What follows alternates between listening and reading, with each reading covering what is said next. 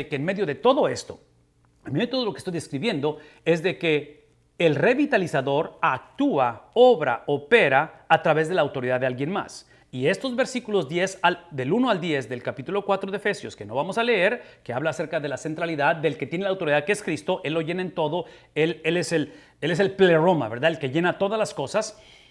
Pablo se mueve y empieza, vean lo que dice, porque eso sí lo quiero mostrar. En el versículo 11, y él dio a algunos, ¿quién es él? El que lo llena todo, la autoridad suprema. Yo sé que hay oposición en la iglesia, yo sé que estamos batallando, yo sé que el mundo es difícil, pero él dio, basado en quién es él, a algunos el ser, ¿qué cosa? Apóstoles, a otros profetas, a otros evangelistas, a otros pastores, a otros maestros. Entonces, esta cuestión de plantación de iglesia, de revitalización de iglesia, por favor, escúchenme. No solamente es un mandato divino, pero el mismo que ha dado el mandato ha establecido cómo se va a llevar a cabo. Y eso tiene que ver con la estructura. Entonces, el punto que estoy tratando de hacer, y sé que me estoy tardando en llegar a ese punto, el punto que estoy tratando de hacer es que cuando sucede la oposición, cuando viene lo no inesperado, cuando viene la situación que en una sesión de negocios de repente, ¡pum!, se armó el zafarrancho y no supiste ni por dónde te venía la situación, escuchen lo que voy a decir. En el mundo ideal lo que quieres es tener el sistema de gobierno en la iglesia que te permita navegar lo inesperado, de lo cual potencialmente no tienes control de ello. Y en este caso da la impresión que este versículo 11, aunque el libro de Efesios no es, la función de este libro no es necesariamente hablar de lo que es la política de la iglesia o el gobierno de la iglesia, pero creo que están incluidos estos principios. Porque acuérdense que esta carta a los Efesios está dirigida precisamente a esta iglesia a través de su revitalizador. ¿Quién es el revitalizador? Que está en Éfeso. ¿A quién comisionó Pablo para que fuera y revitalizara a esta iglesia que estaba confundida y que había permitido la infiltración de, en este caso se cree que es el gnosticismo? Estamos hablando de Timoteo. Entonces, este encarecimiento, esta cuestión de que está comisionando autoridad apostólica sobre su representante apostólico que es Timoteo, le está recordando tanto a Timoteo como a la iglesia que la oposición es inevitable, es normativa, que el punto de la revitalización no es evitar oposición, es estar preparado cuando sucede. Y el punto aquí es que después de que introduce Pablo en el capítulo 4, versículos 1 al 10, la autoridad suprema de Cristo, que Él llena todas las cosas, que Él es el epicentro de la creación, observen cómo es que esa autoridad es encarnada, y es encarnada a través de un sistema que Él estableció, porque Él dice que Él llamó, Él dio a algunos el ser apóstoles, el ser profetas, el ser evangelistas, pastores y maestros. ¿Cuál es el propósito? Del versículo 12. El propósito de esto es literalmente que estos apóstoles, profetas, evangelistas, pastores y maestros, estos llamamientos o nombramientos sean con el propósito de ¿qué cosa? Precisamente de capacitar a los santos. ¿Quiénes son los santos? La palabra santo no significa sin pecado, significa aquellos que han sido separados para un propósito específico, aquellos que estaban separados de Dios, ahora están separados para Dios. Dice, los ha apartado y tienen que ser capacitados para la obra del ministerio. ¿Para qué? Para que exista, para que el cuerpo de Cristo sea edificado, saludable o revitalizado. Entonces, observen que estamos hablando acerca de la función de ese liderazgo. Versículo número 13. Hasta que todos, y otra vez, no tengo el tiempo me encantaría explicar esto en detalle, pero la cuestión de todos está hablando de judíos y no judíos. Está hablando de la iglesia en su totalidad. Está hablando de la iglesia real, no de la iglesia ideal. Entonces, habla de todos, ¿verdad? Incluye niños, mujeres, incluye a todos. Habla de la universalidad del evangelio, de tal manera que lleguemos a la unidad de la fe. Todos lleguemos al pleno conocimiento, porque aparentemente no había unidad entre ellos, entre la iglesia, estaba fragmentada, que yo voy a argumentar, una característica de la revitalización es experimentar la unidad de la fe. La palabra fe típicamente en la Biblia habla acerca de fidelidad. Entonces, que no nos caracterice, esto es lo que estamos implicando, que no nos caracterice la vida de hombres y mujeres que potencialmente tiramos la toalla, potencialmente desertamos, potencialmente apostatamos. Tenemos que estar unidos en que independientemente que suceda, caminamos siendo fieles. Y da la impresión que esa fidelidad o que ese avanzar de la iglesia es un llamado corporal, no es un llamado individual. Es un llamado personal porque cada cristiano es un ministro. Observen que nos está llamando para el ministerio, ¿verdad? Y habla acerca de que tiene que ser en unidad, Da la impresión que sin unidad no hay manera de ser fiel. No están de acuerdo conmigo en ello. Eso no es más. Sin unidad, sin esa unidad, la iglesia no puede... En otras palabras, lo último que deseas es ser una iglesia infiel. Y en este caso habla acerca de esa fidelidad manifestada en el pleno conocimiento, no de la iglesia, en el pleno conocimiento no de sus preferencias personales, sino del conocimiento de quién. De lo que acaba de describir versículos 1 al 10, que es la totalidad, la plenitud, el pleroma de Cristo. A la condición, vean esto, a la condición de un hombre maduro. Otra vez, la iglesia tiene que caminar en sí. Sí, esto lo he explicado anteriormente. Somos justificados para ser santificados. La santificación no es plan B para el cristiano.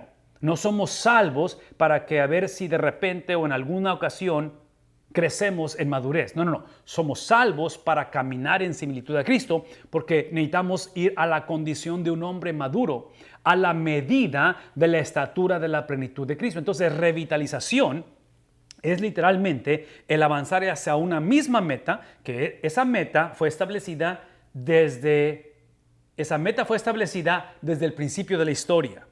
Es el plan eterno redentor de Dios. Es el entender que el hombre es salvo precisamente para caminar hacia la plenitud. Caminamos hacia la persona que es Cristo. Escuchen esto. Es a la medida de la estatura de la plenitud de Cristo. Y voy a decir una vez más. Da la impresión, basado en el versículo 11, da la impresión de que ese caminar en similitud a Cristo hacia esa plenitud es alcanzada a través del sistema que Dios ha establecido. Y este es mi punto, por favor escúchenme, porque lo hemos ilustrado anteriormente y creo que la pandemia de hace algunos años atrás ilustró esto.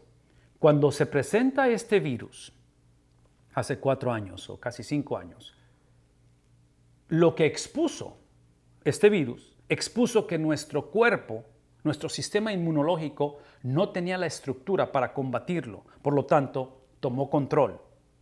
O sea, hizo estragos en la salud casi de todos o de muchos y eventualmente algunos trágicamente fallecieron.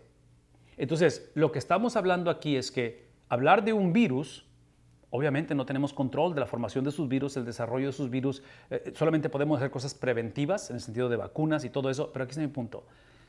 En un momento dado la oposición en una iglesia, en un momento dado el estancamiento o el declive, potencialmente no tenemos control de ello. Cómo se mueve la cultura, los cambios que vienen, que están sucediendo, que son alarmantes, pero da la impresión que Pablo está hablando acerca de lo que el revitalizador o el líder es responsable por hacer y es estructurarse de tal manera que esté preparado para cuando, no sí, pero cuando la oposición suceda. Entonces yo voy a argumentar, este va a ser mi argumento. Si ustedes tienen la oportunidad de hablar, de conocer de revitalizadores, personas que han liderado o están liderando iglesias vibrantes, saludables, crecientes, una característica que van a tener ellos va a ser oposición. Siempre ha sido en un contexto de oposición. La otra es que han estado estructurados, sistemáticamente hablando, que cuando se presenta y conforme se presenta, saben cómo navegar todo ello.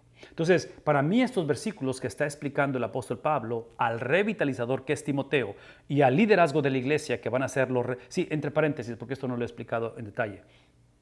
La revitalización de una iglesia es una tarea de equipo y es a donde voy con todo esto. Porque lo que está describiendo en el versículo 11 de apóstoles, profetas, evangelistas, pastores y maestros, es obvio que es un equipo, ¿verdad? Entonces, hablamos de pluralidad pastoral y trágicamente la mayoría de nuestras iglesias, trágicamente en estos 5 áreas ministeriales, típicamente creemos o estructuramos la iglesia en un triángulo donde al pastor es al que ponemos arriba y de ahí todo lo demás. Cuando tengo la impresión que el sistema que está presentando, en este caso el apóstol Pablo o el libro de Efesios, habla de un liderazgo que esté nivelado en lugar de triangular o con un cierto tipo de jerarquías, cuando realmente es a nivel donde todos operamos o operan de esta manera. Déjenme acabar con esto porque necesito moverme en lo que sigue. El punto es que habla acerca del propósito de ello. Lo que estoy por explicar o para ilustrar esto es precisamente de este libro que les he enseñado que se llama, en inglés se llama The Shaping of Things to Come. Este libro aparentemente existe en español. No lo he encontrado, pero encontré el título. Es todo lo que encontré. No sé si existe, pero en lo que en mis investigaciones existe, pero no lo encuentro, no sé quién lo vende, no sé dónde está, pero la traducción sería La Iglesia Relevante, Misión e Innovación para el siglo XXI. Ya es viejo este libro, ¿ok? Es que estaban hablando, todavía, ese libro es del siglo XX, creo que fue escrito como, si no me equivoco, fue escrito al principio de los 2000, final de los 90, por ahí más o menos. El punto es este, esos son sus autores, Michael Frost y Alan Hirsch. No estoy de acuerdo en todo lo que dicen ellos, pero estoy de acuerdo en mucho de lo que dicen ellos. Y eso es lo que presentan ellos con respecto a esta estructura para navegar dificultad. Hablando de estos papeles o de estos llamados con respecto al apóstol, profeta, evangelista, pastor y maestro, entre paréntesis, este es un paréntesis muy, muy grande que espero que todos me pongan atención con lo que voy a decir. Lo que yo en mi convicción y mi entendimiento, y creo que ellos lo explican eso en el libro también, yo no estoy diciendo ni afirmando que hoy en día tenemos profetas como en el caso de Isaías, como lo que fue Ezequiel, lo que fue Daniel. No tenemos apóstoles como lo que fue Pablo o lo que fue Pedro. ¿Sí? No, en otras palabras, hablar de profetas del Antiguo Testamento, hablar del oficio de profeta o el oficio de apóstol, hay varias características, pero una de ellas, y por eso no existen hoy en día esos profetas o esos oficios, es que ellos, una de las características era precisamente la habilidad de revelar palabra de Dios, cosa que tenía que ser a través de la inspiración del autor de la Biblia, que es el Espíritu Santo. Eso no existe hoy. No hay, siempre se los he dicho, que si el mensaje es nuevo, no es para ti. Todo el mensaje del Evangelio hoy en día es el mismo a través de las edades. Es el mismo Evangelio que se ha predicado a través de la iglesia por 2000 años. Entonces, ¿qué estoy diciendo? Que el canon de la Biblia está cerrado. No hay manera que alguien pueda decir, hey, tengo palabra de Dios. Cuidado cuando usemos, y otra vez, yo sé que puede ser un tema controversial y polémico, pero todo lo que estoy tratando de decir es que lo que están viendo aquí en la pantalla con respecto a apóstol, profeta, evangelista, pastor y maestro, estamos hablando acerca de esos dones o de esa estructura ministerial en la iglesia. De tal manera que por definición el apóstol es enviado, su impacto en el reino de Dios es extensión, el profeta es el que sabe, ¿sí? Por definición su impacto en el reino de Dios es integración, el evangelista es el que recluta, ¿sí? Y es el que su impacto es expansión, el pastor es el que cuida o nutre y ese es su impacto en nutrición y el maestro es el que explica y en este caso el impacto es entendimiento. Este es mi argumento, la revitalización de la iglesia incluye esta estructura ministerial con estos dones o habilidades o llamamientos. Por favor, escúchenme. Hay un cierto componente que no alcanzo a entender en su totalidad porque en el Nuevo Testamento hay apóstoles, pero yo creo que lo que los apóstoles o profetas que menciona el Nuevo Testamento, en mi opinión y mi entendimiento de la Biblia, es que son apóstoles con A minúscula, no con A mayúscula, como el apóstol Pablo, como Pedro, que revelaron la palabra de Dios o que fueron testigos oculares de la vida de Cristo. Y la otra es que los profetas que menciona el Nuevo Testamento, no creo que son profetas como los del Antiguo Testamento. Y otra vez, pueden ser temas controversiales, no hay ningún problema. Si hay diferencias en opinión, no tengo ningún problema con ello. Simplemente estoy compartiendo lo que yo entiendo hasta este momento. Ok, de aquí rápidamente nada más para terminar esta conversación, porque estoy hablando acerca de cómo estructuramos la iglesia para navegar oposición. Y estoy conectando, en este caso, el ministerio del apóstol Pablo en el contexto de la iglesia local. Esta gráfica la han visto anteriormente con respecto a esto que están viendo en la pantalla, esta explicación o esta presentación de 5 áreas ministeriales. Sí, en la pantalla lo ven de tal manera que está hablando acerca de ese círculo rojo, que está hablando de ese papel ministerial en cuestión de que tiene una función específica. Yo argumentaría que lo rojo que está ahí, que tiene nada más tiene las siglas o las letras de apóstol, E de evangelista o enseñanza, E de enseñanza o de maestro, pastoral, evangelístico o profético. Por favor, escúchenme. Esto que está en lo rojo, yo diría que es esto que está aquí, el versículo 11. Son aquellos que han sido llamados para capacitar a los santos para el ministerio. Eso es lo rojo. Lo azul, que son los mismos dones, ahora, ¿sí? De apóstol, profeta, maestro, evangelista y pastor. Ahora esos son los santos. Entonces, da la impresión que los de rojo entrenan a la iglesia. Esto viene siendo el cuerpo pastoral, hasta cierta manera, los que han sido llamados para liderar la iglesia o gobernar la iglesia, y estos es la congregación. Escuchen lo que voy a decir. A la luz de la Biblia no hay diferencia en los colores. ¿sí? En cuestión de esencia, todo cristiano tiene el mismo valor, todos somos ministros de Jesucristo. La diferencia está en función, en la tarea, en la responsabilidad que tenemos. La manera que lo he tratado de ilustrar anteriormente es precisamente con la familia. Porque en la familia tenemos en el círculo rojo y debe ser papá y mamá. No es mamá, mamá o papá, papá, ¿verdad? No creemos en ese tipo, no creemos que es el plan original del Dios o el diseño de Dios. Es un hombre y una mujer en el entorno o en el contexto de matrimonio, los cuales han sido empoderados, han sido llamados, hablando de función, para liderar el hogar. Entonces, el liderazgo, aun cuando hay jerarquía en el liderazgo y el varón es cabeza de la mujer, yo sé que muchos se van a desconectar y a lo mejor me van a bloquear en los medios sociales cuando digo esto, porque vivimos en una cultura donde no podemos hablar de esos principios, es completamente ofensivo porque literalmente desconocemos el diseño de Dios y somos enemigos del diseño de Dios, cuando literalmente este diseño existe para que florezca el ser humano, pero en otra ocasión lo hablamos de esto, pero aquí está el punto. Aquí está la confusión y aquí está la oportunidad que tenemos en un contexto de revitalización de poder reintroducir estos principios tanto en la iglesia como en el hogar y en la sociedad. Porque aquí está el punto. Este liderazgo que ven aquí en cuestión rojo de papá y mamá, y sé que las letras están pequeñitas, no se alcanzan a verlos, pero papá y mamá, hay una igualdad en la función, hay una igualdad en la esencia y el llamamiento es para los dos de liderar, de gobernar, de llevar a cabo esto, pero hay una diferencia en función. Entonces, el que el varón sea cabeza del hogar y la mujer es llamada a hacer esa ayuda idónea, estoy compartiendo mi convicción y mi entendimiento de la palabra de Dios. Esto es lo que puedo hacer. Mi entendimiento es que el varón no puede gobernar sin esa participación que permite que sea una sola en ese vínculo del matrimonio. Entonces, el varón no puede actuar en autonomía y viceversa, la mujer no puede actuar en autonomía. Es la cuestión de entender que el matrimonio es precisamente para caminar o vivir o construir una vida juntos, y parte de esa construcción o edificación es la unidad de la que está hablando precisamente el libro de Efesios. Hablando de esa unidad, somos llamados a ese vínculo de unidad en el cual, ven lo que voy a decir, porque ese es el punto de la conversión, ese vínculo de la unidad que en este caso inicia a nivel de liderazgo de iglesia, estamos hablando de la iglesia, o en el hogar, hablando del matrimonio, es con el propósito de llegar al conocimiento pleno de los versículos 1 al 10 del capítulo 4, del conocimiento pleno de quién es Cristo.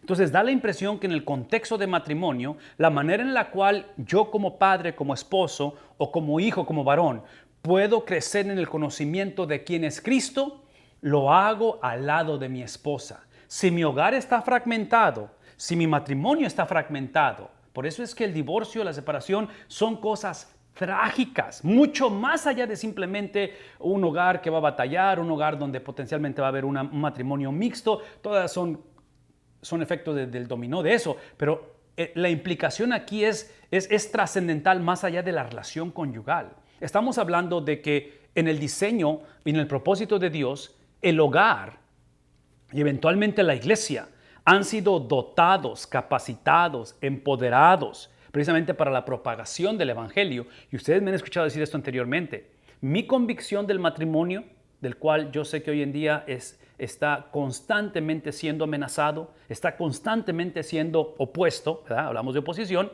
es precisamente que el matrimonio es simplemente un enganche de lo que está por venir. Hay una razón por qué en el cielo no habrá matrimonio, no habrá boda entre hombre y mujer, porque el matrimonio es literalmente la bocina, el profeta que está anunciando el matrimonio supremo, que es el de Cristo con su novia, que es la iglesia. Entonces, parte de esa misión evangelística o de revitalización es que en este caso el papá y la mamá tomemos esa responsabilidad de unidad para que podamos, ¿ven lo que decir? Para que podamos juntos crecer en el conocimiento de quién es Cristo. ¿Por qué? Porque da la impresión que mi esposa sin mí no puede crecer en este conocimiento y viceversa. Yo no puedo crecer. Ahora, algunos me van a decir, bueno, ¿qué es acerca de mí? Que estoy soltero. Precisamente ese es el punto. De que en la soltería, que no es un problema la soltería, que no es una enfermedad, que es una bendición ser soltero y es un regalo de Dios, la soltería, quien ocupa ese lugar realmente en el soltero, de lo que estoy hablando, de esa unidad, de ese crecer en el conocimiento, es precisamente Cristo. Es Cristo en la vida del ser humano. Entonces, otra vez, todo esto lo estoy mencionando por la cuestión de que este modelo, siguiendo el patrón de cómo navegar oposición, cómo preparar en este caso a nuestros hijos, para los que tenemos hijos o nietos, que en este caso es ese entorno azul en la pantalla o en la gráfica, es precisamente la manera en que los preparamos para la oposición. Son los mismos principios que Pablo está estableciendo, donde los sistemas tienen que ser los sistemas originales que Dios estableció desde el principio de la historia. Es un varón, es una dama en el vínculo del matrimonio con el propósito de reproducción, que no es la única razón por qué nos casamos, pero es una de las razones, ¿verdad? Entonces hoy en día, trágicamente, nuestra generación no solamente no se quiere casar, la otra cosa es que no queremos tener hijos. Y son violaciones al diseño divino que en un momento dado, ven lo que voy a decir, en un momento dado, cuando el diseño divino, como en una iglesia, es violado y la iglesia no es estructurada, bíblicamente hablando, cuando se presenta un COVID, cuando se presenta el virus, la oposición, cuando se presenta la tentación, cuando se presenta el enemigo y no está estructurado como Dios lo diseñó, adivinen qué. Hay una posibilidad muy grande de que no va a sobrevivir esa iglesia, de que no va a conocer la revitalización, que el revitalizador potencialmente va a ser dañado y no va a querer saber nada. Aquí es donde entra esa famosa palabra que está creciendo en nuestra generación, que es la cuestión de deconstruction, que es el destruir lo que se ha construido. La edificación de las cosas literalmente suena como apostasía realmente. Entonces, ese mismo principio se aplica en el hogar. Entonces, para que nuestros hijos y nuestros nietos estén preparados para navegar las aguas turbulentas de nuestra generación y lo que viene más adelante es simplemente la reintroducción de lo que fue o lo que es el diseño original de Dios. Entonces, simplemente lo que quiero ilustrarlo con esto que está aquí, otra vez, vean que no hay diferencia en esencia entre hijos y padres. Somos exactamente los mismos, como no hay diferencia en la iglesia en esencia. Somos diferentes en función. La implicación de ello es que, otra vez, a nivel de iglesia, y no tenemos tiempo para entrar en detalles, pero si lo podemos hacer más adelante, hacer una conferencia, un webinar especialmente acerca de esto, pero traduciendo la misma imagen, no sé si alcanzan a leer esto, pero en lo rojo están los líderes de la iglesia, aquellos que han sido empoderados y llamados, que en este caso son los ancianos gobernantes o son los pastores, ¿sí? Y están los diáconos, que son los únicos dos oficios o dos posiciones de liderazgo en cuestión de gobierno y de servicio para la iglesia. Aquí está algo extremadamente importante. Da la impresión que en cuestión del pastorado, o en este caso de los ancianos gobernantes, de los obispos, que es la misma palabra, nada más que son diferentes sinónimos dependiendo del Antiguo o Nuevo Testamento, traducciones de ellas. El pastor, su llamado principal es la exposición de la palabra de Dios. El diaconado es la cuestión de obras o de servicio. Entonces, aquí hay un principio rápidamente que quiero dejar o recordar, que hoy en día, por la falta de tener sistemas propios, bíblicos y efectivos, hoy en día muchos pastores están haciendo la labor del diaconado. Y andan involucrados en un montón de cosas, en la comunidad y banco de comida y todas estas cosas que son bíblicas y necesarias. Pero lo he dicho anteriormente, la función de la exposición de la palabra de Dios y ser administradores de ello, porque otra vez, hermanos, por favor, escúchenme, esto lo estoy tratando de explicar. Este círculo habla de lo rojo son los pastores, o somos los pastores. Lo azul es la iglesia. Dentro de la iglesia hay maestro de escuela dominical, dentro de la iglesia hay líderes que predican, dentro de la iglesia hay laicos que, en fin, ¿qué es el punto? De que el pastor es responsable de quienes están exponiendo la palabra de Dios. Entonces, si por alguna razón el pastor está negociando esa tarea o esa labor de ser conocedor de la palabra de Dios y trabajar en la exposición de ella, alguien más la va a enseñar y potencialmente ese alguien más va a ser una persona descalificada, alguien que no califica para llevar a cabo esta función. Todo esto lo estoy mencionando simplemente porque el ejemplo que estoy dando y que estoy presentando en la pantalla, que es el mismo que hice de la familia con respecto a cómo navegar la oposición, tiene que ser a través de un sistema de gobierno, un sistema de liderazgo que no solamente emane del diseño original de Dios, que lo acabo de explicar a través de Efesios capítulo 4, versículos 1 al 10 y los siguientes versículos, pero tiene que ser un sistema del cual Dios se haga responsable. Y aquí está el punto. Cuando hablamos de Dios hacerse responsable, y la palabra está acá abajo, tiene que ser una relación de pacto. La palabra pacto típicamente es la palabra que usamos porque es la manera en que Dios ha decidido, es como Él ha decidido relacionarse con su pueblo, a través de pactos. Entonces, la relación personal con Dios a través de la salvación es a través de un pacto. Es un pacto que Cristo literalmente hizo en esa obra expiatoria a través de un pacto que conocemos como el pacto de redención, que tiene que ver con la conversación o la relación que sucede antes de la fundación del mundo, porque Dios existe en esa relación perfecta llamado de la Trinidad, Padre, Hijo, Espíritu Santo. Y dentro de esa relación perfecta hay un pacto entre el Padre, Hijo y Espíritu Santo que produce o donde emana la salvación, que eventualmente como destinatarios de ese pacto pactamos con Él. Y nuestro pacto precisamente es a través del derramamiento de sangre, no la de nosotros. ¿La sangre de quién? De aquel del que calificó. Su nombre es Cristo. Derrama su sangre por nosotros hace 2000 años en una cruz y literalmente selló ese pacto. Por eso es que hablamos acerca de no solamente la salvación, que es de una vez, una sola vez y para siempre. La otra cosa que hablamos de llamamientos, en este caso para los que estamos dentro de ese círculo rojo, ese llamamiento es irrevocable. Pero ese llamamiento, como es la salvación, es irrevocable en el contexto de administración. Y la Biblia, a través del Antiguo, a través del Nuevo, nos da suficientes ejemplos de hombres y mujeres que fueron encontrados faltos en su habilidad de administrar. Las consecuencias fueron severas.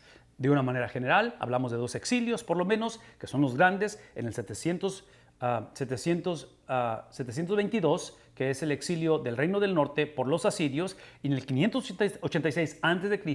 del Reino del Sur por los babilonios. Eso es producto de falta de administración del pacto. Eso es lo que estoy tratando de decir. Entonces, ese pacto que inicia a través del Dios Trino, presentado, entregado, depositado en la vida del cristiano para el contexto de comunidad, la iglesia se posiciona donde ahora, así como a nivel de familia, vean la familia, una relación de pacto, ¿verdad? Entonces, cuando el matrimonio considera divorciarse, potencialmente se va a divorciar.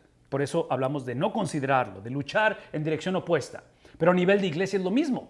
Cuando el cristiano considera que no necesita la iglesia, que puede tener una relación de pacto con Dios sin pactar con sus hermanos, es una contradicción de términos, pero en la cultura en que vivimos, donde se ha violado precisamente esta estructura, estos sistemas de tener personas calificadas llevando a cabo la labor, en este caso de la exposición de la palabra de Dios, lo que ha producido una generación de hombres y mujeres que trágicamente creemos en la versión que nos conviene de la palabra de Dios, la que viene a alimentar mis ideas preconcebidas o mi situación que estoy viviendo o lo que me sucedió o lo que anhelo hacer. Entonces, ¿qué es lo que sucede al final de la conversación? Encontramos situaciones como en el caso de las iglesias en Éfeso, que por eso Pablo tiene que intervenir y tiene que presentar, ¿qué cosa? ¿Qué presenta? Versículos 1 al 10 del capítulo 4 presenta quién es el pleroma, quién es la totalidad, quién llena todas las cosas. Capítulos 1 al 3 de Efesios es literalmente la introducción de ese evangelio. ¿Qué estoy diciendo? Todo lo que estoy diciendo es que parte de la labor pastoral, sacerdotal o como le queramos llamar, es precisamente el que el pastor o sus pastores modelamos esto posicionándonos debajo de esa autoridad apostólica para que pueda ser multiplicada o duplicada o ejercida en multiplicación en la vida de la iglesia, que en mi opinión eso es uno de los pilares del proceso de revitalización. Es literalmente reintroducir esa autoridad apostólica. Rosita, te voy a dar el micrófono, no sé si hay comentarios o preguntas, pero déjame nada más hacer este comentario del versículo 10. Déjenme en el capítulo 18. Dice, pues estoy contigo. En un contexto de dificultad, el apóstol Pablo, hablando de todo esto, ¿sí? No hay promesa más importante para el cristiano, precisamente, de que al final de la conversación, ¿cuál es? Es la presencia de Dios. Entonces, hablando de revitalización de la iglesia, en un contexto de abandono, de traición, en un contexto donde el mismo revitalizador va a cometer errores muy difíciles, que potencialmente esos errores eventualmente la gente los puede usar precisamente para oponer la revitalización, cualquiera que sea el caso. La promesa es importante que Dios le está dando al apóstol Pablo, es que Él va a estar conmigo. Tu vara y tu callado, dice el Salmo 23, ¿verdad? ¿Qué dice? ¿Qué hace la vara y el callado? La vara y el callado no es la garantía de que no va a haber oposición. Es simplemente que va a infundir aliento, que tú vas a preparar, aderezas la mesa delante de mí. ¿En presencia de quién?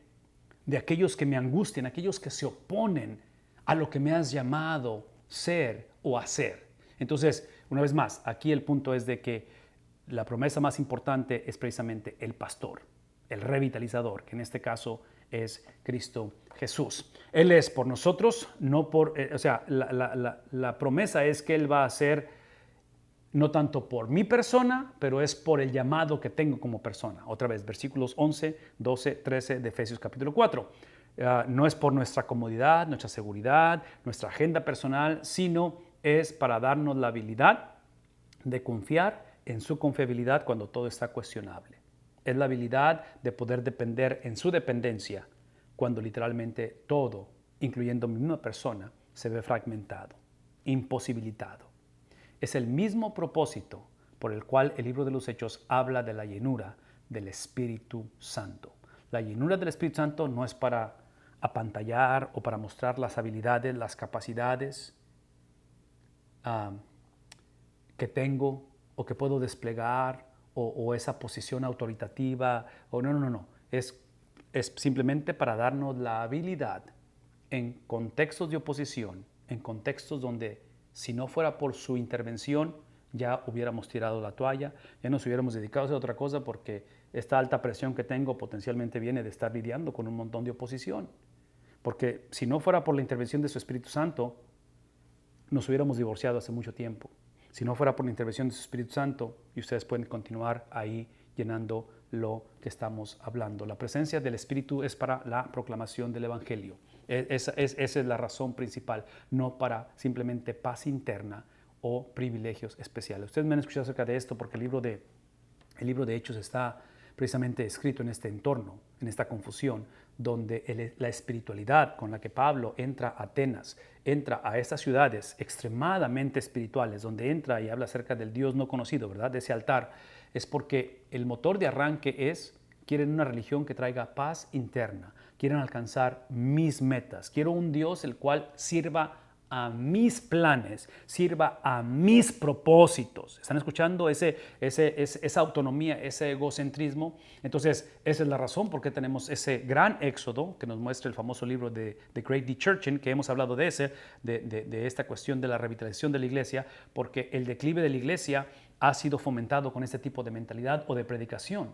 De que la predicación trágicamente suena como terapia, suena simplemente como motivación personal, motivacional, simplemente inspiracional, de que nada más hay que animar a la persona, no les des de bibliazos, o sea, simplemente, en fin, y otra vez estoy siendo sarcástico, pero el punto aquí es simplemente de que esto que está en la pantalla era el común denominador hace 2000 años. Y Pablo, cuando entra a estas ciudades y es confrontado o confronta a esta generación, aquí el punto no es paz interna, aquí el punto es paz con Dios.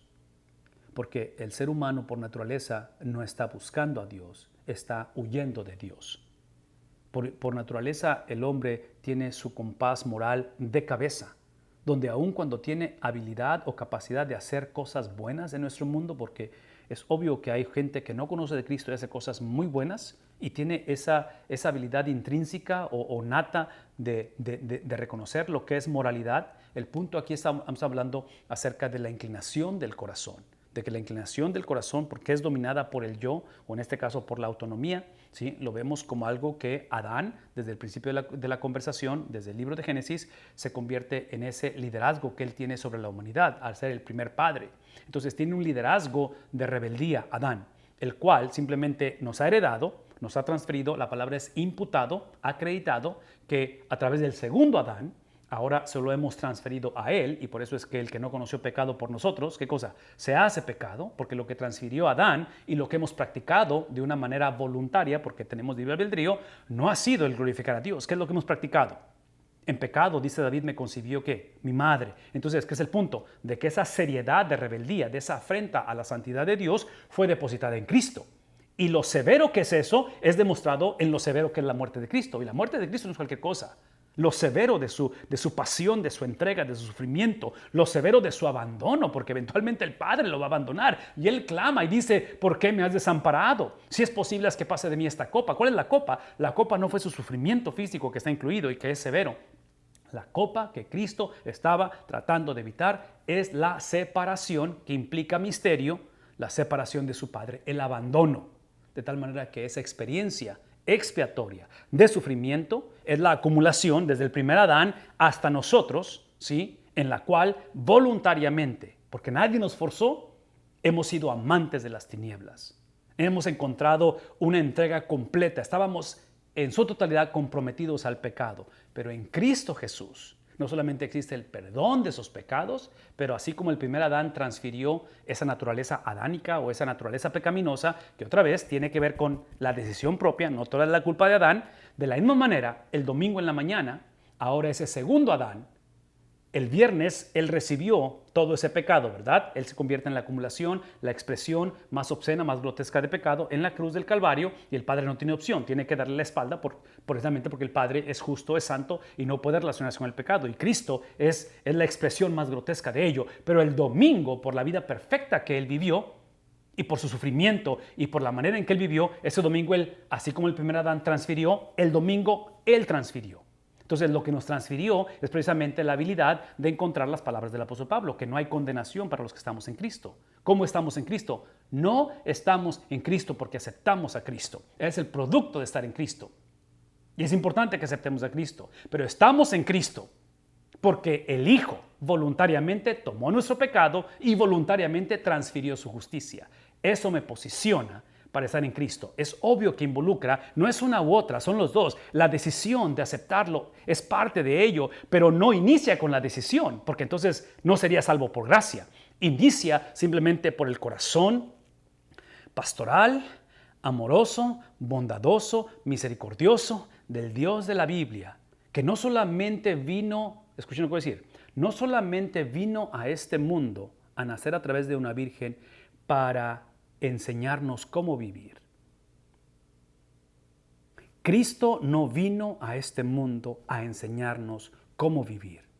Cristo vino a este mundo a vivir por nosotros. A eso vino Cristo. Cristo vivió la vida que debimos de haber vivido. Y Él recibió el castigo que debimos de haber recibido. Pero como Él vivió la vida que debimos de haber vivido, en su resurrección, Él la ha transferido a nosotros, de tal manera que esa vida ahora habita en nosotros. Mora en nosotros la plenitud. El reto, escuchen lo que dice, el reto, y aquí es donde está el estira y afloja de lo que estamos hablando, el reto es que esa plenitud la vivimos todavía en esta carne, en este cuerpo que fue afectado desde el principio de la historia, precisamente por el pecado y la rebeldía. Entonces, esa lucha que tenemos interna, por favor escuchen lo que voy a decir. Rosita, te doy el micrófono ya. Eso tiene que ver con el plan original y el diseño de Dios. Porque si a mí me preguntaran o si me hubieran traído la decisión de negocios donde se decidió todo esto, yo hubiera sugerido, ¿por qué no en la salvación o en la regeneración que incluya la glorificación? ¿Por qué tiene que haber un proceso de santificación?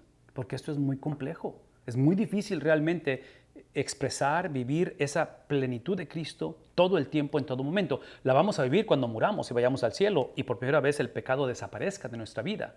Pero mientras estamos en la tierra es una estira y afloja, ¿no es cierto? Aquí está mi punto. Número 1.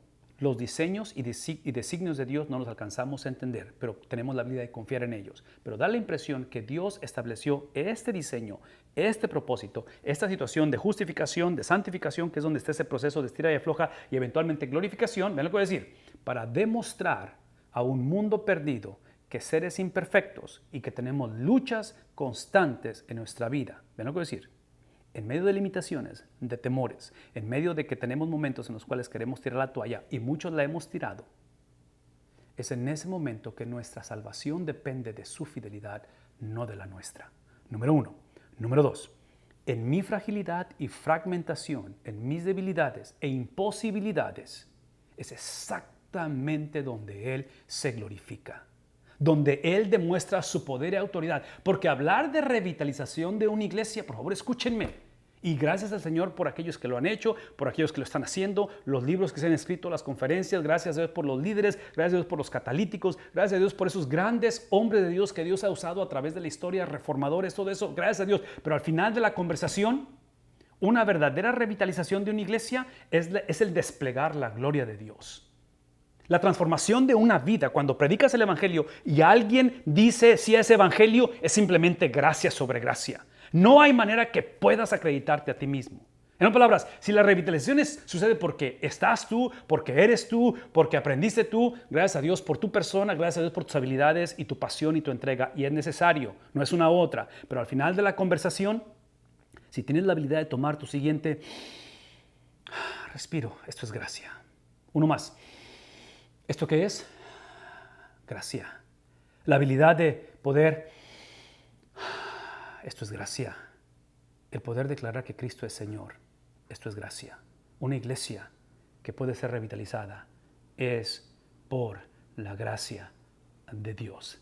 Y esa gracia no solamente está disponible y es desplegada, pero es desplegada a través de los sistemas y de los individuos que Él ha llamado. Entonces no es uno u otro, son los dos. Son las dos experiencias, esa intervención divina y ese componente humano que es necesario para desplegar la grandeza de nuestro Dios. Rosita, háblame. Comentario o pregunta. Sí, doctor. El pastor Soto dice, entonces, en cuestión de emociones, para no dejarnos gobernar por ellas, tenemos, entre paréntesis, como humanos, aplicar la palabra escrita, ya no vivo yo, mas Cristo vive. ¿Quién vive en mí? Dice, para poder dejar que el Espíritu Santo, entre paréntesis, pone convicción, gobierne y guíe nuestras vidas. Sí, pastor, excelente comentario. La respuesta es sí. El reto de lo que acabas de decir es que sucede en eso que acabas de decir, ese recordarnos de Gálatas, sucede en una manera inicial, al principio de conversión, cuando la persona pasa de muerte a vida, de tinieblas a luz admirable. Pero es lo que acabo de explicar. Así como sucedió a nivel inicial, que es necesario, que es no negociable, ahora tiene que suceder de manera continua. Y ahí es donde yo regreso, que es donde está el reto. Está el reto de esa continuidad, de esa fe traducida en fidelidad, donde esa experiencia inicial, donde me negué a mí mismo y donde entregué mi vida y donde literalmente fui crucificado y el yo ha muerto una vez y para siempre, el problema es que nuestra tendencia, si el pecado, y uso esto como ejemplo, si el pecado literalmente en la conversión, el pecado, si este fuera un ataúd, el pecado es puesto en un ataúd, porque ¿qué es lo que ponemos en un ataúd? Lo que está muerto, ¿verdad? Entonces yo estoy muerto al pecado. Entonces esto es lo que sucede para que yo sea salvo. Soy muerto al pecado, ¿sí? Y esa muerte obviamente de mi pecado, la manera en que fui muerto al pecado o llevado a muerte al pecado es a través de la persona de Cristo, ¿verdad? Porque Cristo venció el pecado. Entonces bajo la victoria de alguien más fue acreditada a mí. Entonces Cristo me empodera, es lo que hace la fe, ¿verdad? La fe es el vehículo para que este fenómeno suceda donde antes el pecado gobernaba mi vida, ¿sí? Soy hijo del pecado, entonces el pecado no es lo que practicaba, es lo que era. Mis acciones no definen mi esencia, es lo que soy, por eso hago lo que hago. Entonces, por la vida de Cristo y su perfección, por la vida de Cristo que Él no conoció pecado, pero por nosotros se hizo pecado, y lo que acabo de explicar de transferencia o de acreditación es que ahora mi pecado es crucificado o expuesto. Inicialmente, así es como somos salvos, ¿verdad? Ahora, aquí está el punto, porque otra vez, esto se llama justificación, pero es el siguiente componente, que es el mismo realmente, es la santificación, porque el pecado, aquí está el punto, por favor escúchenme, el pecado, y digo el pecado, pero es nosotros, ¿verdad? Como seres pecaminosos, porque aquí hay un principio teológico bíblico que, otra vez, la Biblia enseña, y los reformadores lo afirmaron, es la cuestión de que simultáneamente justo y pecador, ¿sí? Simultáneamente justo y pecador. Entonces, aquí está el punto de que el pecado ha sido sepultado, el pecado ha sido muerto, pero hay una tendencia que tenemos todos donde nos encanta abrir el ataúd y de repente le damos una paradita al pecado y coqueteamos con él. Y luego de repente otra vez. Y esa es la historia de todos. Lo interesante es esto. Lo interesante es que cosas muertas, cadáveres, no deben de moverse. Pero trágicamente nuestra tendencia es regresar a hacer esto. Es donde entra el concepto de cristianismo carnal, hasta cierta manera. Entonces, lo que acabas de decir es muy cierto, pero regresamos a esta cuestión de que es inicial y continua, inicial y continua. Entonces, en el proceso de revitalización, y para no ser gobernado por las emociones, ¿sí? Porque potencialmente las emociones no son malas. Las emociones yo diría que son amorales, que es simplemente quién las domina o quién las influencia más. En este caso, por eso es que, regresando a la analogía del tren, las emociones, que sería el cabús, el último de los vagones, el intelecto, que yo diría que serían los vagones, el intelecto, la manera en que pensamos, deben de ser gobernados por, ¿qué cosa?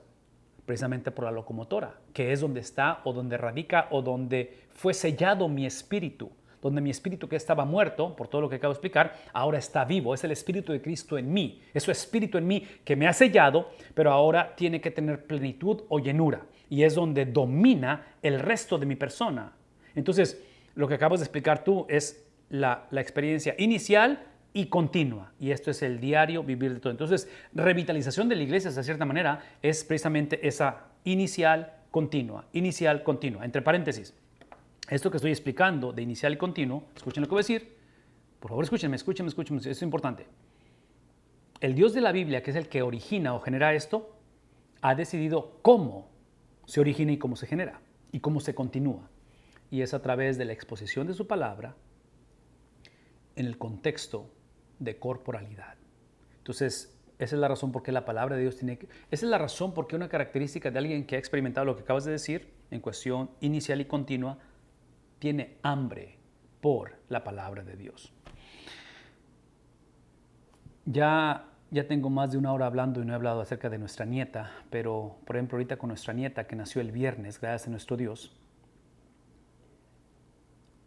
verla a ella y ver cómo tiene hambre. Y cuando tiene hambre, adivinen qué, tiene hambre. Y no hay plan B, hay que darle de comer a esa niña. Eso es lo que tengo en mi mente que pienso que sucede en la vida de una persona regenerada, inicial y continuamente, que ahora tenemos hambre por las cosas del Señor. Pero aquí es donde regresamos a lo que dijiste, pastor.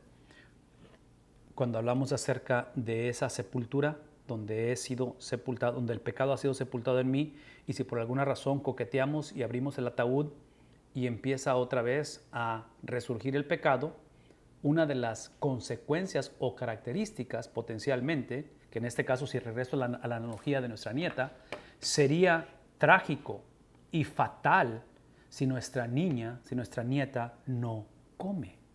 Tiene que comer. O sea, cuando no puedes comer, te van a poner suero. Va a haber otras maneras, te van a poner ese tubito, que no recuerdo el término médico, pero cuando ponen la sonda, en fin, ¿qué es el punto? De que cuando el cristiano por alguna razón abre ese ataúd y empieza a despertar ese pecado, pierde su apetito por las cosas de Dios y empieza a apetecer otras cosas que no van a ser, que no van a inducir, que no van a propagar la grandeza de Dios, el carácter de Dios en la vida de Él. Entonces, esas son cosas que tenemos que considerar o regresar a ello, pero excelente comentario, pastor. Gracias por ello. Ok, Rosita, ¿algo más? Continúa nuevamente el pastor Soto, dice, o sea, no hemos aprendido la parte espiritual de, si quieres ser mi discípulo, niéguese a sí mismo, como el apóstol Pablo lo entendió y lo aplicó a su vida viviendo, quitando el egocentrismo y viviendo para aquel que nos ha dado vida. Se trata de Él y no de nosotros. Y otra vez, sí, tienes razón, y yo argumentaría que eso que acabas de decir típicamente se aplica en la cuestión de la experiencia continua, no en la inicial. En la inicial lo aprendimos, lo hicimos, es la razón que somos salvos, porque lo hicimos y vivimos esto, pero en la cuestión continua es donde batallamos y vamos a batallar, y es ahí donde estamos describiendo esto, y es de suma importancia que podamos describirlo correctamente. ¿Ya? Exactamente. Ok. ¿Otra pregunta o comentario? No hay nada más. Es todo. Ok, perfecto. Exacto. Ok, déjenme moverme entonces a lo que sigue, y aquí hablando acerca de la presencia de Él, que estoy contigo. Aunque te ataquen, no voy a dejar que nadie te haga daño, porque tengo mucha gente en esta ciudad. Versículo 10, ¿verdad? Navegando la oposición. La frase tengo mucha gente es una referencia al uso del término del Antiguo Testamento para la nación de Israel o el pueblo de Dios. En el Nuevo Testamento eso se refiere a los que están en Corinto. En este caso, otra vez, eso es importante, es tanto judíos como gentiles, ¿verdad? O sea, cristianos, los cuales responderán al mensaje del Evangelio. Universalidad del Evangelio. No más judío y no más griego. Ese es un principio sumamente importante. No más judío y no más griego. La iglesia es ahora llamada por los títulos que recibió Israel en el Antiguo Testamento. En otras palabras, la iglesia es el Israel espiritual, ¿verdad? Lo que estamos diciendo en ese aspecto. Este es un énfasis en la predestinación y la sabiduría de Dios. O sea, nada de lo que estamos hablando sorprendió a Dios, es parte del plan, y está usando este término del plan original redentor de Dios. Si tan solo pudiéramos ver el libro de la vida en este momento y recordar que en medio de la oposición, el testimonio de la iglesia sigue teniendo efecto e impacto. Aun cuando la iglesia está carente, aun cuando la iglesia sufre por falta de liderazgo o liderazgo no calificado, de veras, Dios continúa llevando a cabo su labor, no tanto porque la iglesia ha atendido o porque el revitalizador está haciendo la función, es simplemente porque Dios así lo ha estipulado y su obra se va a llevar a cabo. La seguridad del creyente es para determinación evangelística. En otras palabras, tenemos la certeza de las cosas con el propósito de mantener la mirada en la tarea, que es la gran comisión. No es tanto la certeza o la seguridad del creyente, no es una póliza de seguro que simplemente garantiza que voy al cielo independientemente cómo viva, o regresando a lo que dijiste, Pastor Soto, es la cuestión del cristiano constantemente abriendo el ataúd. Si esto, aquí hay un principio que puedo hacer referencia nada más de una manera rápida. Cuando el cristiano continúa haciendo esto y abriendo el ataúd, y eventualmente no le incomoda y su estilo de vida es volver a hacer las paces con el pecado, potencialmente está jugando con la persona que potencialmente nunca fue salva. Porque todo cristiano hacemos esto, es obvio que lo abrimos y coqueteamos con el pecado, pero por eso conocemos el concepto de arrepentimiento. Entonces, cuando piensas, por ejemplo, en Judas y piensas en el apóstol Pedro, ambos hicieron esto, ¿verdad? En negación, en traición, y abrieron eso. Pero da la impresión que Judas no va a tener lo que Pedro tiene, que es un retorno. Pedro tiene un retorno. Y el retorno de Pedro, en este caso, es precisamente ese arrepentimiento. En el caso de Judas no hay ese retorno y nunca se arrepintió de esa experiencia donde hizo habitual ese abrir el ataúd y permitir porque obviamente nunca fue un seguidor genuino de Jesús. Encontramos este tema especial en el comentario bíblico gratuito.org, los dos libros de Dios, que es donde expande este concepto de hablar del libro de la vida, si quieren expander ese concepto o esa enseñanza. Versículo 11, así que Pablo se quedó allí 1 año y medio, enseñando entre el pueblo la palabra de Dios. Esta cuestión de que el historiador nos dé fechas específicas o cronología, ¿sí?, nos ayuda a establecer una posible cronología para los viajes misioneros del apóstol Pablo. Aun cuando la frase es ambigua, esta implica una misión de predicación por lo menos de 18 meses precisamente en esta ciudad de Corinto. Déjenme moverme rápidamente con el tiempo que me queda porque ya no es mucho, pero el versículo 12 habla acerca, aquí está un ejemplo claro de oposición. Encontramos a Galión, el cual era gobernador de Acaya. Este es un líder político competente y justo, una característica, no judío, ¿verdad? Es un líder político, en este caso romano, que es competente y justo. Una de las cosas que hemos estado hablando y que tenemos que regresar a ello es precisamente de la falta, cuando hay falta de revitalización en una iglesia, en un hogar, en una sociedad, hablando de liderazgo, hablando de año de elección en muchos de sus países, ¿sí? La falta de revitalización como estilo de vida eventualmente produce algo que se le ha etiquetado como deísmo moralista terapéutico. En otras palabras, esto que está en la pantalla no es el problema, este es el síntoma. El problema es cuando tenemos liderazgo corrupto, cuando damos margen a doctrinas falsas o liderazgo falso, cuando la iglesia empieza a todo lo que hemos descrito en cuestión de estancamiento o declive y lo hacemos normativo. Vean lo que voy a decir. Esto que está en la pantalla es simplemente el síntoma, no es el problema lo acabo de describir. Esto lo que ha creado, este síntoma se ha manifestado a nivel gobierno y a nivel iglesia, porque a nivel gobierno, cuando tenemos una generación en la cual cree que hay un Dios, pero es simplemente el Dios de mi conveniencia, lo cual lo que pide es una vida que que tenga que ver con mi beneplácito. Por lo tanto, cuando se me atora el zapato, necesito terapia, no necesito el evangelio, no necesito el juicio de Dios, no necesito el carácter de Dios, ni mucho más la santidad de Dios. Lo que necesito nada más es simplemente alguien que me ayude a navegar cómo criar a mis hijos, cómo lidiar con la situación económica o con una pandemia. ¿Me explico? Es o revitalizar una iglesia, pero no necesito el evangelio, no necesito autoridad apostólica. Cuando esto es el común denominador, como, ¿qué dijimos? Como síntoma. Este no es el problema, es el síntoma. Lo que produce una generación en el cual empezamos a invertir los papeles y empezamos a exaltar la autonomía. A nivel de gobierno, a nivel de Estado, trágicamente nuestros gobiernos, en lugar de ejercer lo que Dios le dio al gobierno, que es la espada, ¿sí? Para ejercer autoridad, está ejerciendo autonomía. Y el gobierno está legalizando o estamos legalizando cosas que no nos corresponde legalizar, que no tenemos la autoridad, pero actuamos en autonomía. La iglesia hacemos exactamente lo mismo. Como producto de todo ello, que esto yo argumentaría es lo que hace que la iglesia se estanque o vaya en declive, que es la cuestión que en lugar de ejercer la administración del carácter de Dios a través de la exposición de la palabra de Dios, empezamos a ser gobernados por simplemente tratar de cambiar la conducta de la gente. Eso se llama moralismo. Entonces la conducta de la gente, por favor escúchenme, la conducta de nuestra generación tiene que cambiar, debe de cambiar. Por eso es que hemos sido muertos al pecado, ¿verdad? Entonces, el problema es el mecanismo, cómo es que cambia. Moralismo implica que el cambio de conducta es la meta. Sí, la meta no es que nuestros hijos cambien, la meta no es de que mi matrimonio mejore. La meta es de que en medio de mis dificultades, en medio de mi conducta que está lejos de ser perfecta, yo pueda manifestar la conducta de Cristo. La situación de la iglesia, de oposición, la situación de conflicto, la situación de abundancia y crecimiento, independientemente cuál sea la oportunidad de desplegar la doctrina, que es el carácter de Dios.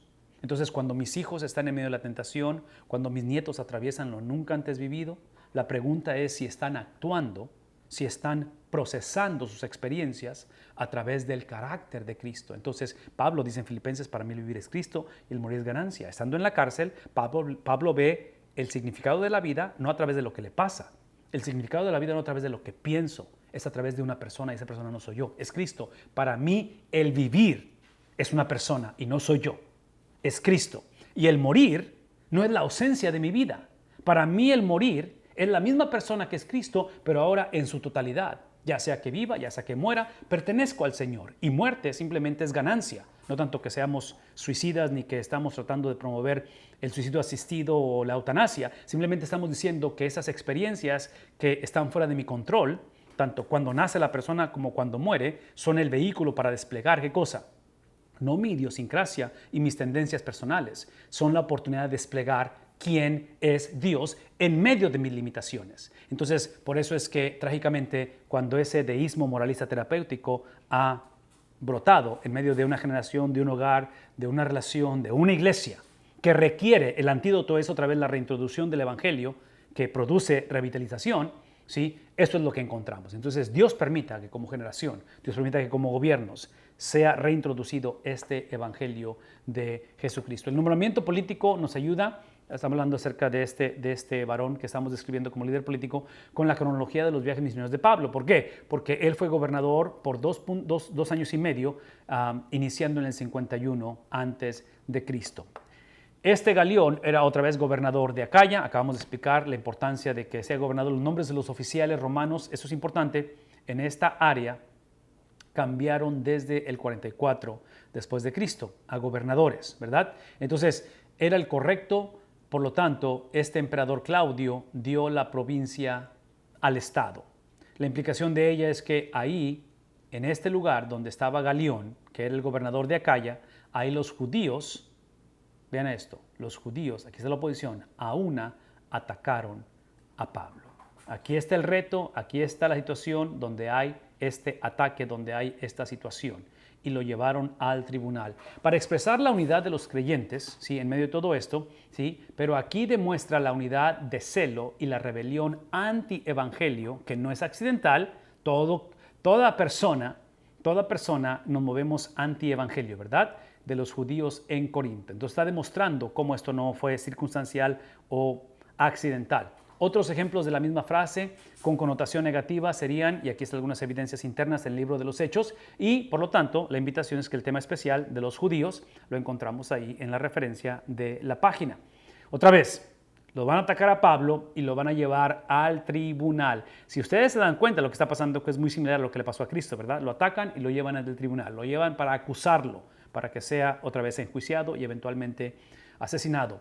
Esta palabra de tribunal o escalón es una abreviación para el tribunal o plataforma en alto de la justicia romana. Entonces, los judíos, como fue en el caso de Cristo, están tomando a este judío para que vaya a ser, o sea, en este caso, condenado o juzgado, en este caso por el gobierno romano. En medio de todo esto, observen esto, en medio de todo esto, este hombre, ¿sí?, el cual están denunciaron ellos, hablando de Pablo, anda persuadiendo a la gente de adorar a Dios, vean lo que dice, de adorar a Dios de una manera que va en contra de la ley. Esto que está en la pantalla es sumamente importante, porque aquí es donde empieza el declive, el estancamiento y declive de la iglesia. Hace rato estuve hablando acerca de la importancia de sistemas, la importancia del liderazgo, obviamente la importancia de la palabra de Dios, pero al final de la conversación, tanto el sistema como el revitalizador, como el pastor, como el liderazgo, como la palabra de Dios, escuchen lo que voy a decir, todo eso simplemente es el vehículo o los vehículos que Dios usa para llegar a su persona. Acabo de explicar la importancia de desplegar el carácter de Dios y menciono todo esto porque lo que está en la pantalla de cómo es que Pablo está siendo acusado de que está persuadiendo a la gente a adorar a Dios de una manera que va en contra de la ley, es precisamente porque esta generación de judíos o el judaísmo habían idolatrado la ley de tal manera que llega un punto en el cual la ley es más importante que el dador de la ley. Entonces esto es extremadamente importante porque si puedo regresar a la analogía del matrimonio, que es lo mismo que diría con respecto al ministerio o la revitalización de la iglesia. En la cuestión del matrimonio, a la luz de la Biblia, por favor escuchen lo que estoy por decir, el matrimonio a la luz de la Biblia o la familia que emana del matrimonio, el matrimonio fue dado como la base, no como el pináculo de la expresión del hombre. La sociedad en que vivimos, basado en lo que acabo de explicar, de cómo el Estado o el gobierno, en lugar de ejercer autoridad, está ejerciendo autonomía, y la iglesia, en lugar de predicar doctrina, está predicando moralismo, la confusión y el efecto de dominó es que somos una generación que el matrimonio lo presentamos, lo expresamos, lo abrazamos y lo practicamos como si es la experiencia suprema en la vida del ser humano. De tal manera que muchas veces vemos la soltería como si fuera un cáncer. O sea, tienes 28 años y no te has casado, tienes 32 y no te has casado, ¿cuál es tu problema? Otra vez, escuchen lo que voy a decir. El matrimonio a la luz de la Biblia no es la expresión suprema. ¿Cómo lo sé esto? Porque personas como Cristo, que es el verdadero ser humano, nunca se casó. Entonces, Cristo no necesitó estar casado para ser una persona completa. Es algo que fuimos diseñados para esa... O sea, si ustedes ven las bienaventuranzas del libro de Génesis, que todo fue bueno el día 1, día 2, el primer maleficio que se aparece es cuando habla la Biblia en Génesis que no es bueno que el hombre esté solo. Fuimos creados a la imagen de Él, de Dios, el cual Él es un Dios que ha decidido manifestarse en un contexto de comunidad, Padre, Hijo, Espíritu Santo. Entonces fuimos creados para esa relación, pero escuchen lo que voy a decir, pero esa relación, y lo dije hace rato y lo vuelvo a decir una vez más, el matrimonio simplemente es un enganche de lo que está por venir. Entonces el matrimonio no puede ser presentado como la experiencia suprema, que cuando se deshace el matrimonio se deshace la vida del ser humano. De tal manera que tenemos extremos donde hay codependencia y la persona pasa de matrimonio tras matrimonio o relación, ¿sí?, donde no puede estar sola porque tiene que tener a alguien en su vida. La otra es simplemente detestarlo y, en fin, ¿qué es el punto? Que creamos distorsiones. La Biblia presenta el matrimonio como la base de la sociedad, como la base de ese fundamento donde yo diría que el pináculo es precisamente ese matrimonio al final del tiempo, que es el matrimonio entre Cristo y la iglesia. Todo esto lo estoy mencionando porque tengo la impresión que esto es lo que hicieron ellos. Ellos tomaron la ley, la cual quisieron obedecerla y nunca la pudieron obedecer en su totalidad porque la idolatraron, lo vieron como la expresión suprema. Sí, la ley es extremadamente importante, pero como fundamento, y la ley está apuntando al cumplimiento de la ley, que es Cristo. Entonces Pablo, cuando está introduciendo la manera de adorar a Dios, ¿sí?, que aparentemente es en contra de la ley, Pablo está hablando acerca del cumplimiento de la ley. Esos judíos aseguraban que esto era una violación a sus leyes y por lo tanto no era parte del judaísmo, porque lo más importante es el judaísmo para ellos.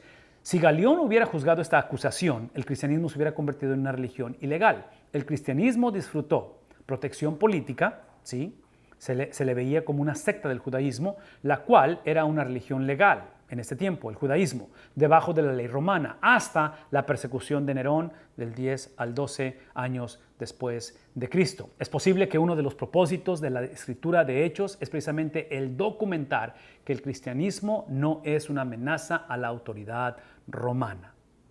Porque otra vez, porque es parte de eso, que el escritor de Hechos está presentando el cristianismo de tal manera que estratégicamente ayuda para navegar oposición. Y eso es extremadamente relevante a nosotros porque nuestros gobiernos están constantemente legalizando cosas que van en contra del cristianismo. La pregunta es cómo navegamos estas oposiciones, cómo navegamos este conflicto, cómo navegamos esta situación que se opone a nuestros valores. Y pienso que está presentando esto como algo, Lucas, como algo prescriptivo.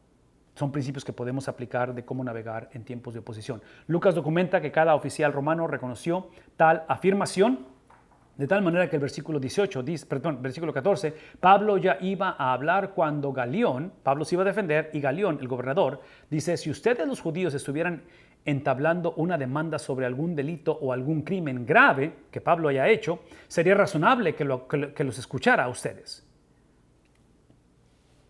Aparentemente Galión los está procesando la información o la acusación como una necedad de lo que están diciendo. Es una construcción rara, gramaticalmente hablando, que hace una afirmación falsa para acentuar una conclusión falsa. Una afirmación falsa para acentuar o enfatizar una conclusión falsa. ¿Qué es el punto? A esto a veces a esta situación se le llama contraria a lo factible. De tal manera que lo que está haciendo es esto. Este debe de traducirse de esta manera. Es lo que está diciendo realmente Galión a los judíos con respecto a la acusación contra Pablo.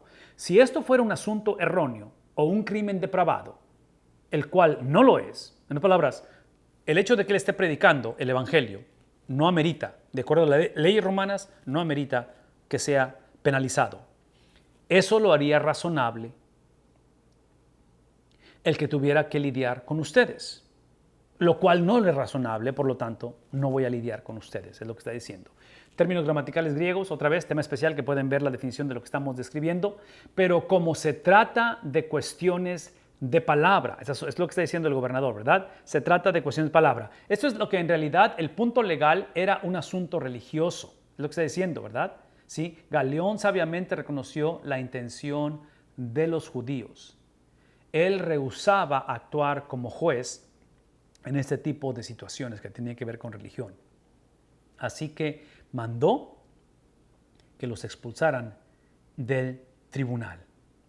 Galión a los judíos. Vámonos. Esto no es un caso que voy a considerar. Esto no amerita que tenga que ver esto. Esta es una expulsión a la fuerza.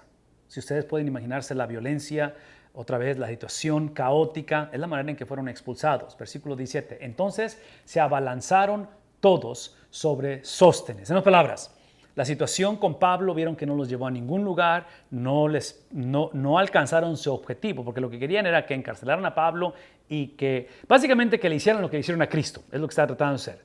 Pero en este caso, al no poder hacerlo, entonces se van sobre Sóstenes, el cual Sóstenes ahora es el jefe de la sinagoga. ¿Y qué le hicieron? Todos se van sobre él y lo van a golpear delante del tribunal. Entonces, hagan de cuenta que a Sóstenes, que es el jefe de la sinagoga, lo van a usar como un cierto tipo de obra expiatoria, lo van a usar para desquitar su frustración. El todo se refiere a los judíos de Hechos capítulo 18, lo que estamos leyendo, o posiblemente a los griegos inclusive, lo cual muestra el antisemitismo que existía y siempre ha existido en contra de, en este caso, del evangelio, ¿verdad? Y la cultura judía hasta cierta manera, si acaso fueron los griegos. Sóstenes tomó el lugar de Crispo como líder. Y otra vez, no sé si aquí hay algo cómico o algo que podamos relacionar a ello, pero es la situación donde en un momento dado Como pastor llegas en un proceso de revitalización y parte del proceso es que tiene que lidiar con las situaciones que te dejó el pastor previo y heredas un montón de disfuncionalidad, un montón de situaciones difíciles que tú no tuviste nada que ver con ello, pero otra vez, como pastor, pastoreas o revitalizas la iglesia real, no la iglesia ideal, ¿verdad? Entonces, por eso inclusive, y he hecho un poquito de énfasis en esto, en la labor de búsqueda de pastor, de que las entrevistas entre comité de púlpito o grupo que está buscando pastor como representante de la iglesia y el candidato o los candidatos tengan entrevistas saludables para lidiar con todo esto, porque, y esto que estoy por decir es una conversación de doble sentido. Una es cuando el pastor es entrevistado, pasa por todo el proceso y al tomar la iglesia o al aceptar la invitación, descubre que no es lo que le dijeron. O viceversa. La iglesia descubre que no es. Entonces, a lo que voy es esto. La pregunta que tenemos que hacernos en el proceso de entrevista, en el proceso de búsqueda de pastor o de iglesia, es preguntarnos si el sistema que estamos usando es saludable, bíblico y saludable. Y yo voy a argumentar que, porque estadísticamente hablando, de 2 a 2 años y medio es lo que dura un pastor en una iglesia hoy en día, yo voy a argumentar que esa transferencia que no es saludable de ver transferencia pastoral cada 2 años y medio, yo voy a argumentar que ese es el síntoma, ese no es el problema. El problema para mí es precisamente el sistema que se usó en el proceso de búsqueda de pastor. Aquí está otra cosa, escuchen lo que voy a decir. Porque a lo mejor estoy hablando a iglesias o pastores que tienen 15 años ahí, 18 años ahí, y que por razones obvias, ellos saben, tú sabes que la iglesia necesita ser revitalizada y que tú tienes ahí suficiente tiempo donde te has dado cuenta que te preguntas, dices, ¿yo soy la persona para llevar a cabo la revitalización? Porque tengo 14 años, tengo 16 años y la cosa no veo que cambie, no ha cambiado, inclusive veo estancamiento o declive. Si el Señor te está llamando o te ha llamado a revitalizar, que espero, ok, estoy por tocar un tema y me quedan muy poquito tiempo, así que lo voy a tocar porque ya no vamos a ir. Dios permita que como pastores no lleguemos al punto donde solamente estamos haciendo tiempo para llegar a nuestra jubilación y el precio a pagar es el estancamiento de la iglesia o el declive, ¿verdad? Porque nada más queremos asegurarnos quiero asegurarme que no pierdo casa pastoral, quiero asegurarme que no paso mi vejez sin un ingreso, porque no me preparé o la iglesia no se preparó, cualquiera que sea el caso. La pregunta es esto, y yo creo que ese es un problema que todos tenemos como pastores e iglesias en cuestión de no tener el sistema apropiado, es cuando el pastor se queda más tiempo de lo debido en la iglesia. Entonces, si la revitalización a la luz de la Biblia es algo que la Biblia presenta como algo normativo, así como es normativo la oposición, también la revitalización, y si tengo 12, 14, 16 años en la iglesia y no ha habido revitalización, potencialmente esa es una señal de que mi tiempo de salir, y no estoy diciendo que tiene que ser el pastorado, pero a lo mejor el papel de revitalizador debe ser en otra iglesia, no donde estoy. Otra vez, estoy hablando de cosas completamente subjetivas, ¿verdad? Porque este es un compromiso que el pastor tiene con Dios a través de la iglesia y viceversa. Yo voy a argumentar que el reto más grande no es cuando la iglesia se estanca o va en declive, bajo mi liderazgo como pastor. Yo voy a argumentar que el problema más serio es cuando la iglesia no sabe cómo navegar y cómo lidiar con un liderazgo no efectivo, porque no puedes correr al pastor, ¿verdad? O sea, el pastor no se ha descalificado, si podemos usar ese término, bíblicamente hablando, no se ha descalificado, y a raíz de eso, o sea, no tienes argumento para que salga, pero a nivel de liderazgo no está siendo efectivo. Entonces, menciono todo esto porque, otra vez, en este caso, en el mundo ideal, si pudiéramos establecer esto como el ADN de la iglesia e inclusive en el proceso de búsqueda de pastor, si podemos hablar acerca de esto, nos va a ayudar mucho si lo hablamos desde un principio, para que en el proceso, porque esa es una conversación de doble sentido, no sé si está, en palabras, no estoy crucificando al pastor o al pastor que está estancado en su ministerio, pero es de los dos, no nada más del pastor, pero aquí está mi punto.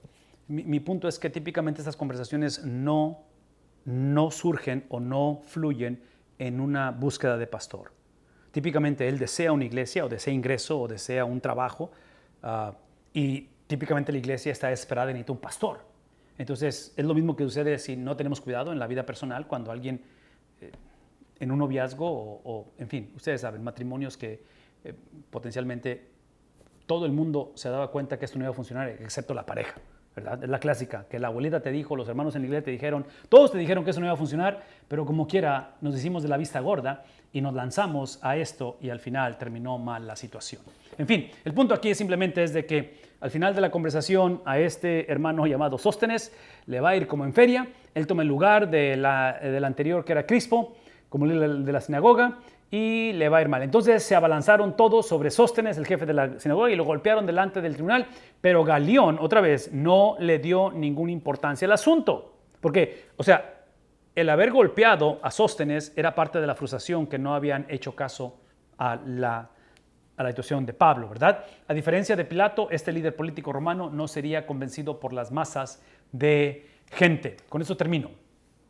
Aquí es donde empieza a hablar acerca de la transición con Priscila, con Aquila y Apolos. Y esta sección es la que concluye este segundo viaje misionero e inicia el tercero, el versículo 18, y vamos a detenernos aquí para la próxima semana, porque aquí literalmente inicia este periodo donde vamos a hablar de cosas extremadamente importantes que quiero que las usemos para iniciar nuestra conversación la próxima semana. Rosita, ¿habrá algún comentario o pregunta para concluir?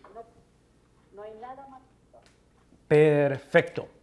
Hay más cosas que podemos hablar acerca de esta cuestión de revitalización que está interconectada con el tema de los viajes misioneros de Pablo, la cultura en que está viviendo, la oposición que está viviendo, pero especialmente cuando entremos la próxima semana en esta cuestión de Aquila, de Priscila y de Apolos, vamos a navegar definitivamente esta exposición del Evangelio que va a ser clave precisamente en la salud de una iglesia y en la propagación de ver vidas, en la propagación de plantar iglesias, es lo que estoy tratando de decir. Pero otra vez, acuérdense, estos movimientos misioneros, tanto de Pablo como su equipo, que en este caso Priscila, Aquila son parte del equipo, y eventualmente el discipulado que Apolos va a recibir, siempre tienen como común denominador la cuestión de oposición. Entonces, ese ha sido el tema de esta noche, ¿verdad? Cómo navegar ese tipo de conversaciones en oposición y cómo llevar a la iglesia a experimentar esa oposición de una manera saludable. Déjenme orar y así concluimos en esta noche. Gracias por conectarse, por ser parte de la conversación y con el favor de Dios nos vemos la próxima semana.